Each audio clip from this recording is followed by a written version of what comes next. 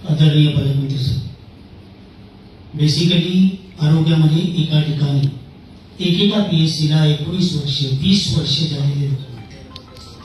आता खासदार साहेबांनी सांगितलं की आरोग्याची मोठ्या प्रमाणात बोंब आहे आणि एका ठिकाणी एका 3-3 वर्षापेक्षा 5 वर्षापेक्षा किंवा एका तालुक्यात 10 वर्षापेक्षा जास्त कर्मचारी होते.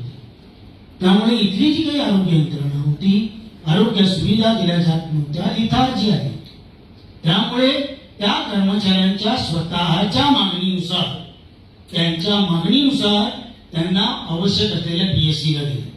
मी कोणत्याही पीएससी म्हणून आमचं हरवलेलं नाही. कोणत्या पीएससीला काम करणारे जे लोक होते त्यांनी स्वतः विनंती केली की आम्हाला कुत्र्याला नको. चुकीचं बोलू नका, चुकीचं बोलू नका. आमदार साहेब तुम्हाला बोलून दिला. अरे चुकीचं बोलू नका.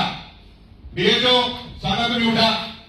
तिथं कर्मचारी किती आहेत, किती डॉक्टर्स आहेत आणि किती नर्स आहेत ते सांगा मला. तुम्ही किती वेळा बोललो तुम्हाला मी की त्या ठिकाणचे जे कर्मचारी तुम्ही त्या ठिकाणचे डॉक्टर नर्सेस तुम्ही बदलल्या, तिथे मला तुम्ही ते डॉक्टर द्या. दिले का तुम्ही?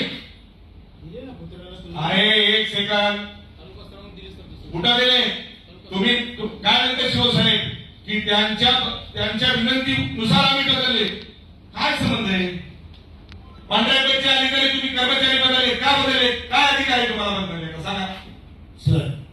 कॉन्ट्रॅक्ट बेसिसवरची जी कर्मचारी होती त्यांना आपल्याला आता नियमावली करायचं आहे. अधिकार आहे का तुम्हाला? त्यांना तुम्हाला अधिकार आहे का सांगा मला. अध्यक्ष महोदय, त्यांना कॉन्ट्रॅक्ट बेसचे कर्मचारी वसमतचा आमदार आमदारचा हिंगोलीला बदलण्याचा अधिकार आहे का तुम्हाला? तुम्ही सांगा.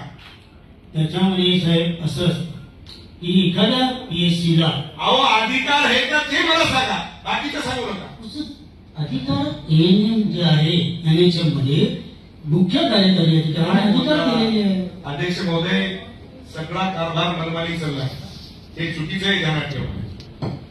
आलं का लक्षात? आज तुम्ही आहात या ठिकाणी, तुम्हाला सांगतो याचा तुकडा पडला पाहिजे. ओके, विनाकारण तुम्हाला सांगतो म्हणजे कायदा हातात घ्यायचं काम आमच्या हातून घडू नये. हे चुकीचं आहे, ध्यानात ठेवा.